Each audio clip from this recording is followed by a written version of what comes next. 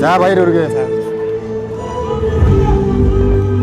Илүү их спорт амжилттай. За баярлалаа. Монголын бодибилдинг фитнесийн хөгжлийн холбооноос жил бүр зохион байгуулдаг цомын аварга болон оюутны аварга шалгаруулах тэмцээн 2024 оны 11-р сарын 24-ний өдөр нийт 37 клубын баг тамирчид амжилттай оролцож зохион байгуулагдаж өндөрлөлөө.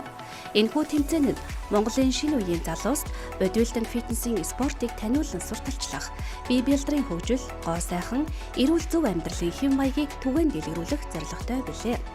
지금 우리 IFBB 회원국인 몽골 보디빌딩 협회와 이 대한민국 제주도 보디빌딩 협회가 서로 국제 교류를 통해서 점점 우정과 신뢰를 쌓아나가고 있습니다.